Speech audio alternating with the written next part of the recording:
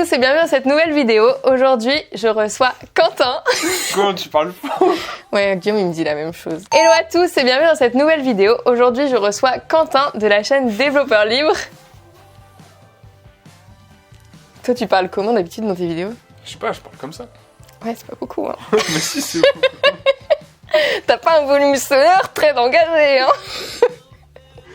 Moi, ils sont habitués à ce que je crie. Vas-y, parle moins fort. Hello à tous et bienvenue dans cette nouvelle vidéo.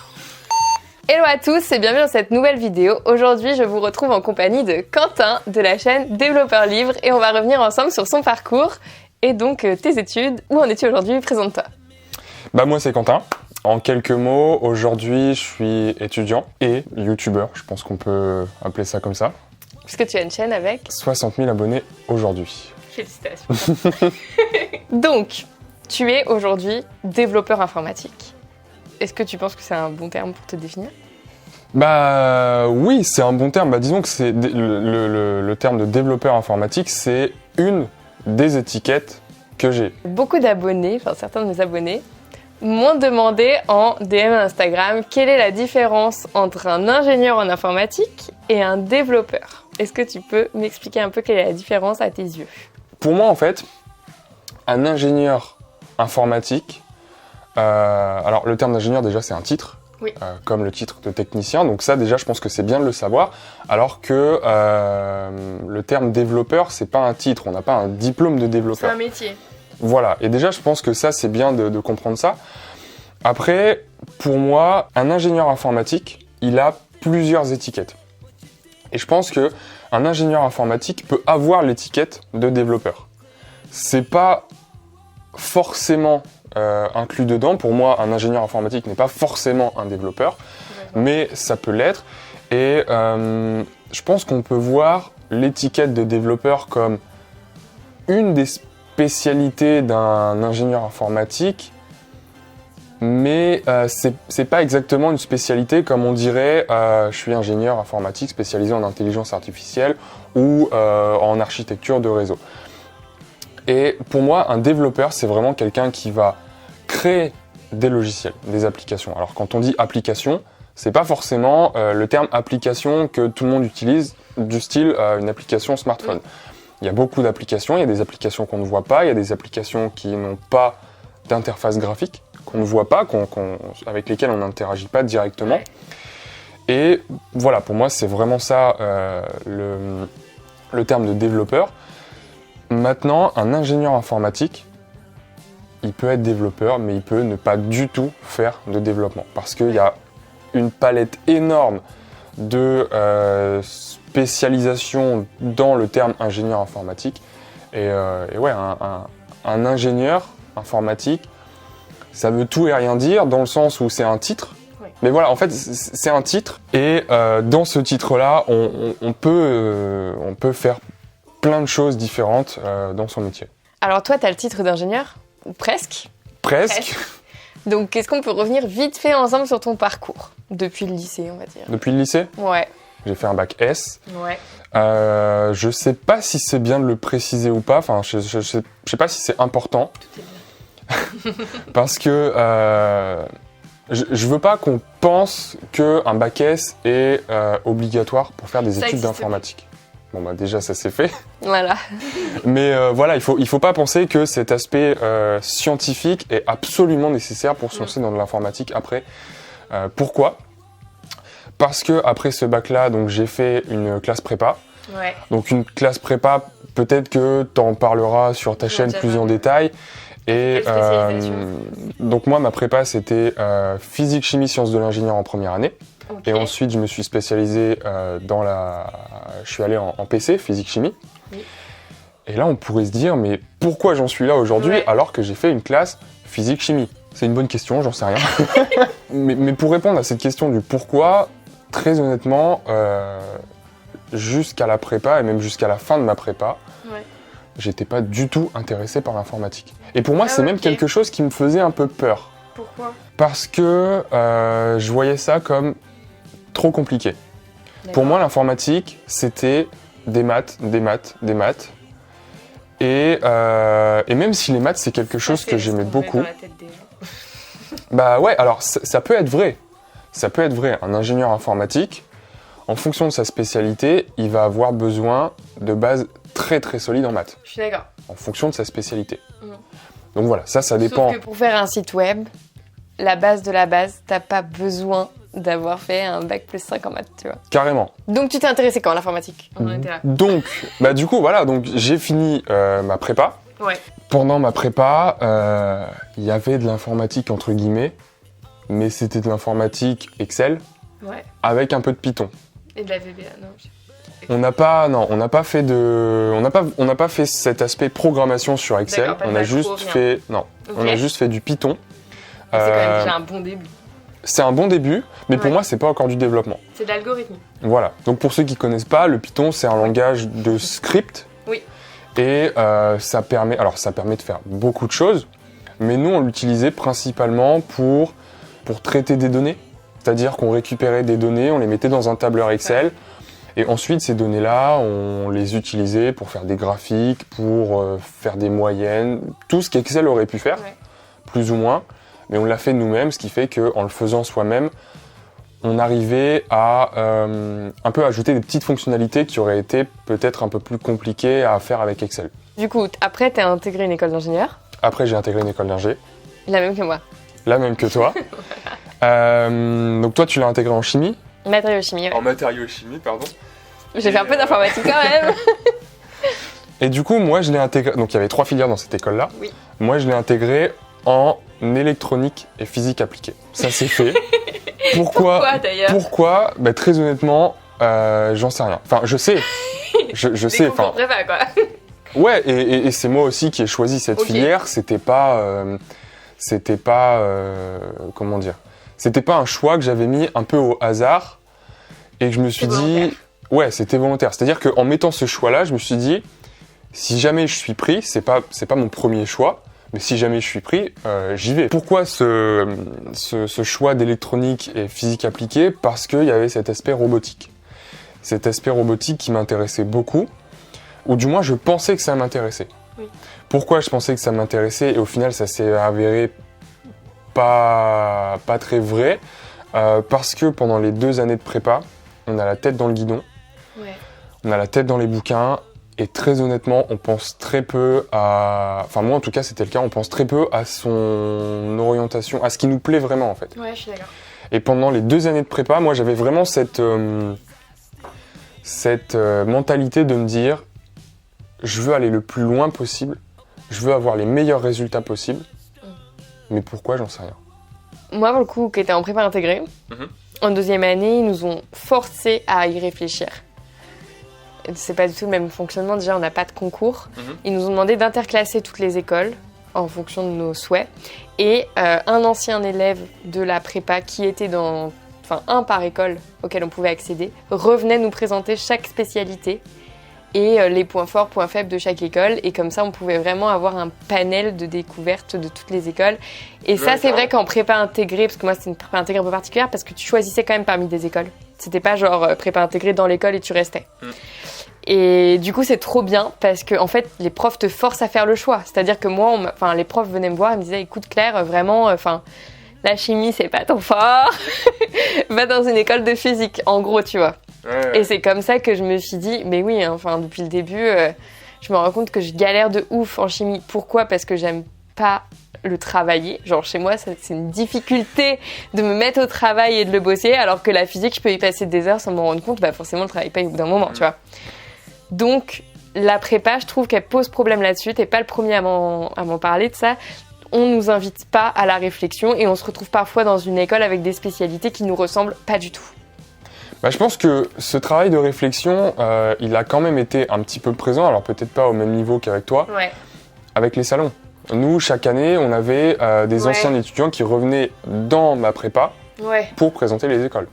Mais pour moi, ce travail de recherche des différentes écoles, de ce qui est enseigné dans ces écoles, je pense que tu auras beau chercher autant que tu veux, que ce soit sur ce qui est enseigné à l'école, Ouais. avec la fameuse catégorie syllabus sur les sites des écoles, ça on l'a tous cherché, mais t'arrives dessus, tu vois langage C, architecture rien. machine, Tu sais pas ce qui se cache derrière les tu sais intitulés. pas ce qui se passe derrière. C'est pour ça que moi je trouve que rencontrer des élèves qui sont, bah moi je trouve ça trop bien parce que déjà tu peux leur poser des questions, donc bah voilà j'ai vu ça, c'est quoi le langage C, tu peux m'expliquer, et du coup ça te permet de te faire une vraie idée, une vraie opinion. Bon après ça peut être un peu biaisé parce que souvent bah rentre forcément dans ta décision, bah par exemple le charisme de la personne finalement. Bah, non mais c'est vrai parce que bah il y en a ils viennent présenter leur école, ils sont un peu mous et tout, tu te dis bon bah l'école est nulle alors qu'en fait pas du tout, ça aurait été un autre élève, bah ouais. C'est vrai que c'est difficile de faire un choix, hein. Enfin... Ouais. Et je pense que faire un choix comme ça, pour moi, il faut pas se mettre trop la pression par rapport à ce choix-là. Parce que j'ai envie de dire, c'est malheureux ce que je vais dire, mais je pense qu'il y a de fortes chances que ce choix soit le mauvais. Ah ouais. Dans le sens où il faut essayer des choses pour se rendre compte que ça nous plaît pas, ou pour se rendre compte que ça nous plaît.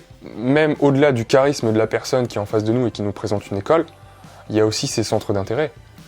Ouais. Et le mec qui est en face de nous va nous présenter cette école comme un truc de ouf, il va nous expliquer les matières et il va nous transmettre en fait sa passion. Mais au final, si c'est pas quelque chose qui nous intéresse, on va y aller, ça peut être bien, mais on va se rendre compte au bout d'un moment que c'est peut-être pas ce qui nous plaît le plus. Et c'est difficile de se rendre compte de ça, parce que comment tu peux voir que chez le voisin l'herbe est plus verte si t'as pas de voisin ou si tu vas pas visiter chez ton voisin. En fait, t'es obligé de tester. Enfin, moi, je leur dis toujours ça. Vivez des expériences. Non, mais c'est vrai. Mais ouais. En fait, t'as rien de mieux que de tester pour savoir si t'aimes.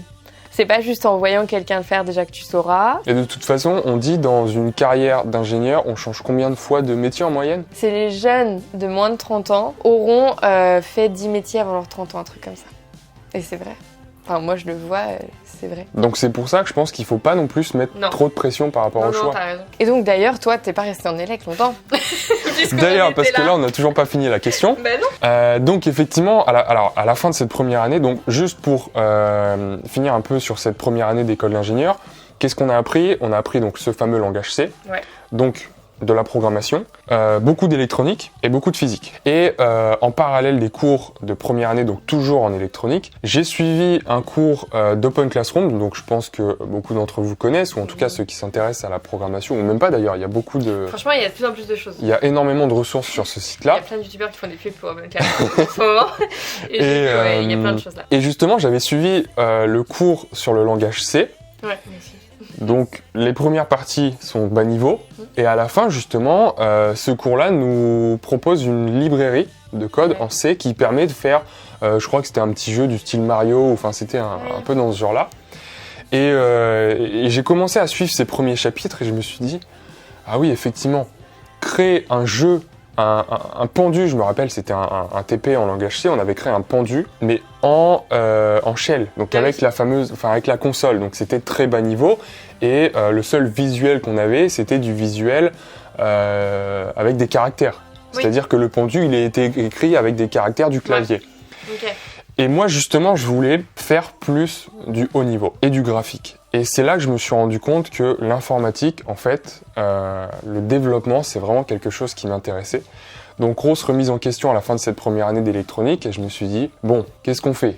Est-ce que je continue là-dedans ? Sachant que je me vois pas trop travailler dans la robotique, même si c'est quelque chose qui est ultra intéressant. Je me suis dit, bon, qu'est-ce qu'on fait ? On change d'école, on continue dans ce diplôme-là, quitte à se réorienter après avoir obtenu le diplôme, sachant que j'étais à la première année, donc un tiers du cursus. Bon, je me suis dit, un an de perdu, c'est pas grave. Et donc du coup, je me suis posé beaucoup de questions, je suis allé voir les écoles privées, je suis allé voir la fac avec les équivalences. Donc il y avait pas mal de possibilités, sauf que je m'y suis pris un peu tard, ce qui fait qu'il y avait pas mal d'inscriptions qui étaient déjà fermées. Et au final, je me suis dit, mais attends, au lieu d'aller voir chez le voisin, regarde où tu es. Et effectivement, l'ENSICAN avait une filière info et je le savais dès le début. Et c'est de là que je suis allé rencontrer le directeur des études. On a beaucoup parlé, avec des profs aussi, pour savoir si cette réorientation en informatique était vraiment ce qui allait me plaire, parce que ce serait quand même bête de faire une réorientation et puis après de me dire finalement t'es déçu. Bah non, c'est pas ça que je veux faire. Ouais. Et donc j'ai réussi et j'ai eu la chance que l'école m'accepte en espèce de redoublement, c'est-à-dire que j'ai recommencé le cursus ingénieur en filière informatique. Ok. Et donc voilà où j'en suis aujourd'hui. Donc j'ai continué ce cursus-là. Sans redoubler. Sans redoubler. Et très vite, je me suis rendu compte que clairement, c'était un bon choix. Ouais. Dans les premiers mois de cette réorientation, je me suis dit, j'ai bien fait de changer de filière. Et voilà, donc là, je suis en train de terminer ce cursus-là de 3 ans, avec un stage de 6 mois de fin d'études.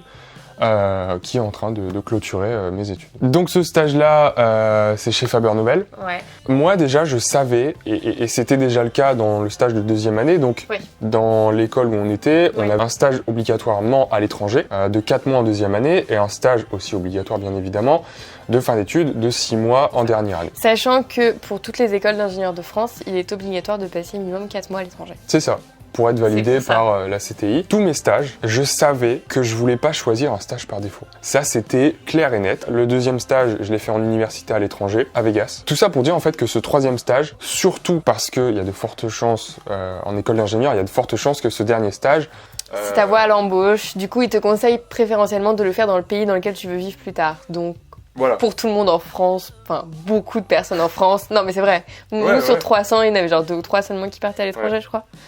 Donc, en général, comme il est obligatoire de faire un stage à l'étranger, on fait celui de 2e année à l'étranger et celui de 3e année en France. Ouais. C'est ça. Et je pense aussi parce que c'est peut-être un peu plus dur de le trouver en dernière année à l'étranger. C'est ça. D'autant plus qu'en dernière année, il faut savoir que comme c'est un stage de 6 mois en France, tu es obligatoirement rémunéré, ce qui n'est pas forcément le cas à l'étranger. C'est vrai. Et donc voilà, donc tout ça pour dire que ce fameux stage, je voulais vraiment stage de développeur iOS, même si c'est pas ce qu'on a appris à l'école. On avait fait un petit peu de développement mobile, donc ça aide un peu. Sur quel langage ? Bah du coup c'était de l'Android, donc en Java. Okay. J'ai cherché sur les sites d'annonces d'emploi classiques, pas vraiment trouvé ce qui me plaisait, parce qu'il y avait des grosses entreprises. Alors ce côté grosse entreprise me faisait un peu peur. Pourquoi ? En fait j'avais peur d'avoir un travail qui n'était pas assez significatif. Parce que moins de monde, ce qui fait que quand t'es moins, peut-être que tu dois faire plus de choses différentes. Je voulais pas avoir un travail très spécifique qui soit peu significatif. Et au bout d'un moment, on m'a parlé de ce fameux site d'annonce d'emploi qui est Welcome to the Jungle. Et j'ai cherché là-dessus et je me suis rendu compte assez vite que la philosophie des entreprises était dans la majorité des cas différente que sur les gros sites d'annonces d'emploi. Ou en tout cas, la philosophie dans les annonces. Et c'est de là que j'ai trouvé l'entreprise dans laquelle je suis aujourd'hui. Et alors, donc je l'ai trouvé sur ce site effectivement, et après on a passé un entretien toute la journée dans les locaux. Et même là, je me suis rendu compte que, donc pour avoir passé quand même plusieurs entretiens, j'en ai passé 3 ou 4 en tout. Pour différents stages. Donc dans des entreprises différentes, donc où je suis allé dans les locaux. Et même si toutes ces entreprises, à chaque fois les entretiens se sont très bien passés, les locaux étaient au top, j'ai quand même senti qu'avec cette dernière entreprise que j'avais trouvée sur Welcome to the Jungle, contrairement aux autres, il y avait un truc qui m'a fait dire celle-là, ça va être le top. Donc c'était qu'une impression, c'était basé sur un peu du vide. Parce que voilà, c'était une intuition, j'avais juste visité le locaux, discuté avec les employés, et je retrouvais en fait un peu cet aspect start-up, même si c'est plus du tout une start-up. Ils existent depuis plus de 15 ans maintenant. Et voilà, et c'est ça qui m'a fait dire ok, je me lance là-dedans, je suis quasiment sûr que le stage là, ça va très bien se passer, et surtout qui me prenait en tant que développeur iOS. Donc exactement ce que je voulais faire. En cherchant mon stage, j'avais aussi un critère de ville. Je m'étais dit, c'est soit à Paris, soit à Lille parce que je suis originaire de là-bas et que du coup il y aurait cette proximité avec la famille, soit San Francisco. Bon, c'est un autre niveau, mais ça faisait partie de... T'avais postulé des offres là-bas, en stage ? Quelques-unes, ouais. Okay. Et donc, quand même, une grosse partie de ton travail aujourd'hui, c'est quand même d'être créateur de contenu sur Internet. Est-ce que tu peux nous en dire un peu plus ? Quand est-ce que tu as commencé ? Pourquoi ? D'où ça t'est venu cette envie ? Comment j'ai commencé ? Disons que cet aspect YouTube, il est apparu quand même, je crois qu'il est apparu au début de mon école d'ingénieur. D'accord. Donc en première année, donc là où quand j'étais en électronique, donc ça fait 4 ans maintenant. Ouais. Et en fait, cet aspect YouTube, effectivement, est apparu assez vite. Pourquoi ? Parce que je savais que j'aimais enseigner. Dès que je suis sorti du bac, dès que je suis sorti du lycée, j'ai tout de suite donné des cours de maths et de physique et de chimie. Certes, parce que j'avais envie de gagner un peu d'argent, mais il y avait vraiment aussi ce côté, j'aime transmettre, j'aime expliquer. Et voilà, et je pense que beaucoup, ça c'est vraiment un bon plan pour se faire un peu d'argent de poche, mais surtout parce que expliquer, bah, ça crée des connexions dans son cerveau et ça oblige à trouver une certaine manière de réfléchir. J'ai une très belle phrase pour ça. Dis-moi. Enseigner, c'est apprendre 2 fois. Exactement. Du coup, exactement. Je vais déconnecter, là. Et donc pourquoi on disait tout ça ? Parce que tu as commencé à donner des cours et c'est comme ça que tu es arrivé sur YouTube. Parce voilà. que tu aimais la transmission de savoir. Effectivement. Donc la transmission de savoir, des cours en présentiel, donc j'allais chez les gens. Et voilà, au bout d'un moment, je me suis dit, bon, en sortant du lycée, donc j'ai fait prépa, j'ai fait école d'ingénieur, tout ça pour dire que c'est des études qui demandent quand même un certain investissement. Ce qui fait que, bon, aller donner des cours le soir après mes cours, moi je pouvais plus en c'est compliqué. Je l'ai fait au lycée, je l'ai fait en école. Voilà. Je l'ai pas fait en prépa. Et ça se fait sur le week-end, et encore le week-end, tu te dis, bon, ça se fait le samedi matin, mais c'est tout. Je vais pas passer mon samedi à donner des cours. Et au bout d'un moment, je me suis dit, attends, est-ce qu'il n'y a pas un moyen de scaler, entre guillemets, ce business aussi, entre guillemets, parce que c'est pas vraiment un business, mais... donc, est-ce qu'il n'y a pas un moyen, justement, de partager à plus de monde, sans forcément y passer plus de temps ? Et c'est de là, en fait, que je me suis dit, est-ce que j'enregistrerais pas des cours de maths ? Au début, ça a commencé par là, par des cours de maths, que je mettrais en ligne sur Internet. Alors... je me suis renseigné, je suis allé... donc là, cette idée, elle m'est venue quand j'étais déjà en école d'ingé. Ouais.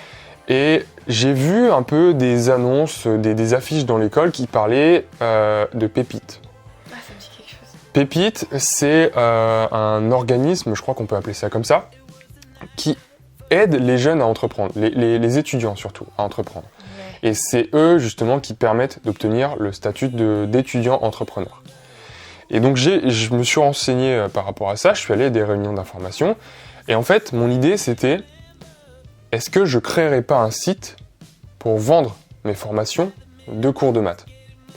Et là on m'a tout de suite arrêté en disant, attends, t'as aucune compétence en développement, ça va être compliqué, héberger tes vidéos, ça va être un bordel monstre, mais il existe des solutions, comme Udemy par exemple. Je pense aussi que vous connaissez. C'est un très gros site qui propose des formations à des rapports qualité-prix au top. Ouais. Et je me suis dit, bon bah ok, on va essayer. Cette plateforme, elle est très connue, elle peut me permettre de m'apporter une audience, parce que à ce moment-là, YouTube, j'étais pas encore dessus. Donc on va essayer. Et voilà, j'ai commencé à vendre mes premiers cours de maths. Et donc j'ai passé pas mal de temps à enregistrer ces cours, avec les moyens du bord, hein, clairement. J'ai pas investi dedans. Voilà, tu commences avec ton téléphone, avec des PowerPoint, avec le micro de ton ordinateur. J'ai publié ça sur Udemy. Et au bout de 1 ou 2 mois, je me suis rendu compte que tous les mois, j'arrivais à gagner 20 €. C'est déjà ça. Hein. Là, on se dit c'est rien. Non, c'est un très bon début. Le fait de se dire, 3 mois après, j'ai rien fait, et j'ai gagné 20 €. Oui. Là, tu te dis, attends, il n'y a pas quelque chose à faire là-dedans. Et c'est à partir de ce moment-là où je me suis intéressé justement à cette vente de formation en ligne, parce que c'est quelque chose qui me fait clairement kiffer d'enseigner. Et en plus de ça, je peux enseigner à potentiellement une infinité de personnes. Ouais. Et donc je me suis intéressé à ça. Ensuite, je me suis lancé sur YouTube parce que ça me permettait de transmettre mes connaissances à mon niveau. Parce que la chaîne YouTube, donc j'en ai commencé une qui était plus axée sur l'informatique, enfin sur la robotique. Et après, je me suis réorienté, donc j'ai créé une deuxième chaîne sur le développement d'applications iPhone. Mais à ce moment-là, j'avais très peu de connaissances. Ouais, et j'ai quand même lancé ma chaîne YouTube pour apprendre des choses. En fait, t'apprends et tu partages au fur et à mesure que t'apprends. C'est exactement ça. Et en fait, je me suis dit, au bout d'un moment, attends, est-ce que je suis légitime ? Mais en fait, alors je suis pas plus légitime qu'un expert, mais j'ai presque le même niveau que quelqu'un qui veut apprendre. Et en fait, le fait d'être un poil au-dessus, ben, Tu comprends mieux ça ces permet, voilà, problématiques. ça permet de mieux expliquer à la personne qui est juste en dessous et qui est en train de marcher derrière mes pas, tu vois. Je suis d'accord. Et c'est pour ça que j'ai voulu lancer cette chaîne YouTube. Et après, voilà, de fil en aiguille, ça a commencé à grossir. J'ai consolidé mes compétences en développement d'applications. Une première Et, expérience professionnelle voilà. en ce moment et maintenant C'est c'est ça. légitime de ouf. C'est ça. Trop bien. Quels sont tes plans du coup pour l'avenir? Qu'est-ce que tu veux faire l'année prochaine? Parce que ton stage se termine du coup En fin août, fin août. donc 6 mois. Bah, mes plans, ça reste assez flou. Parce que voilà, j'ai des plus ou moins grosses ambitions. Alors ça peut paraître ambitieux justement de dire ça, mais je pense qu'il faut en avoir. Ouais, je suis Et d'accord. c'est pas parce qu'on a des très grosses ambitions qu'on se dit forcément je vais y arriver. Donc j'ai des grosses ambitions, j'ai des envies d'expérience à l'étranger. Ouais. Donc est-ce que je vais continuer dans ma boîte, sachant que là mon stage, clairement, alors on peut en reparler après si tu veux, il y a eu des difficultés, jusque-là tout n'a pas été tout rose, mais clairement je suis très content d'avoir trouvé ce stage-là et T'as appris plein de choses. j'ai appris énormément de choses, alors qu'on n'en est qu'à la moitié. Donc voilà, il y a ces envies de travailler à l'étranger, mais en même temps, Paris, c'est une ville que j'adore. Ouais. La boîte, c'est une boîte que j'adore. Donc voilà, très honnêtement, je sais pas. J'aimerais quand même continuer cette expérience dans une boîte, dans le sens où ça fait 3 mois que je suis dans une boîte en tant que stagiaire. Donc je pense qu'en tant qu'employé, on apprend encore plus. Et le nombre de choses que j'ai apprises, c'est incroyable. Enfin, du moins, j'ai appris des choses C'est qui des m'intéressaient compétences plus. différentes. Voilà, c'est ça. T'as appris plus de savoir-faire, savoir-être peut-être. Alors que pour Ouais. moi, l'école, c'est vraiment du savoir pur. Mais en même temps, ça se complète très bien, c'est fait exprès. Quoi. Ouais, tout à fait. Tout à fait.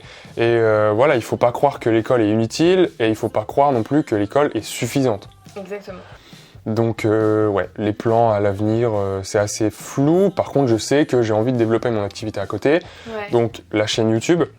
Mais la chaîne YouTube, disons que c'est pas l'activité principale dans le sens où la chaîne YouTube me permet d'acquérir une audience et de vendre cette formation. Et j'ai vraiment envie de développer cet aspect formation en ligne. Dernière question.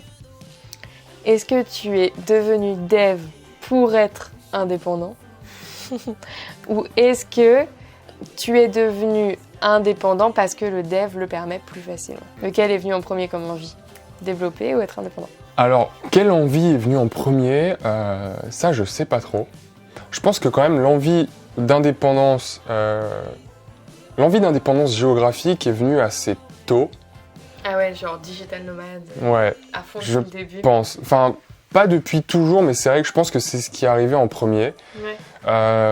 L'envie d'indépendance financière est arrivée un peu plus tard.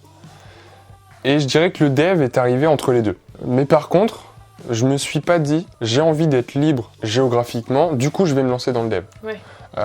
C'est vrai que je pense que je me suis jamais posé la question. Et c'est venu naturellement. Alors, est-ce que j'ai eu de la chance de me rendre compte que j'étais passionné par l'informatique et par le développement et d'avoir la chance justement que ce domaine-là soit compatible clairement avec le fait de bouger un peu partout, de travailler partout dans le monde? Ou est-ce que inconsciemment j'étais passionné par ça parce que derrière j'avais envie d'être libre géographiquement? Ça, je sais pas, ça s'est fait plutôt naturellement. Mais par contre, j'ai pas choisi l'un ou l'autre parce que je savais que je voulais l'autre, tu vois. Ouais, okay. Et je pense qu'il faut faire attention à pas tomber dans cette erreur-là, de se dire j'ai envie d'avoir un travail qui me permette de travailler où je veux. Je fais mes recherches, je me rends compte que tous les voyageurs, les backpackers qui travaillent en voyageant, ils font de l'informatique. Du coup, je vais me lancer vers l'informatique. Surtout que c'est plus trop vrai aujourd'hui parce qu'il y a plein de métiers, on l'a vu avec le confinement, Carrément. il y a plein de métiers qui se font en télétravail. Et je suis persuadée qu'à l'avenir, ça se fera de plus en plus dans toutes les entreprises, toutes les tailles.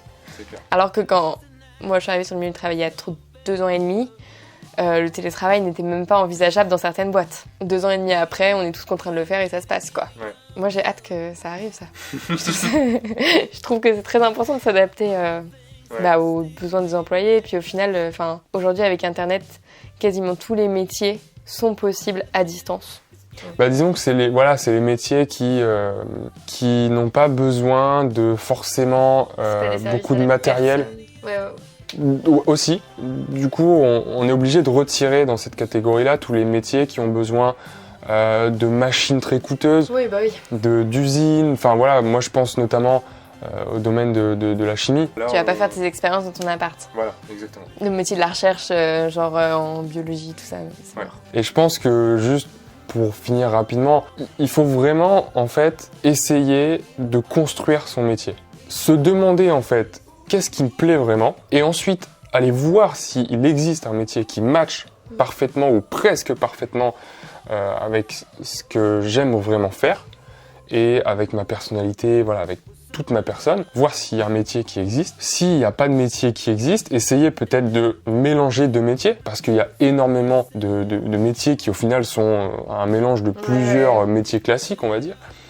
Et si vraiment il n'y en a aucun qui existe, bah essayez de se le créer soi-même. Voilà, Pour moi, c'est la définition d'un freelance. Ouais, Il est bon s'il a réussi à se différencier en créant son métier. Exactement. On va s'arrêter là. C'était magnifique. Bah, merci beaucoup Quentin pour cet échange, c'était très cool. Vous trouverez tous les réseaux sociaux de Quentin dans la barre d'infos. En attendant, n'oubliez pas de vous abonner et de me dire en commentaire quelle autre personne vous voulez me voir interviewer. Peut-être que vous connaissez des gens qui ont des métiers incroyables qui seraient très intéressés de venir sur cette chaîne. Je vous dis à très vite dans une prochaine vidéo.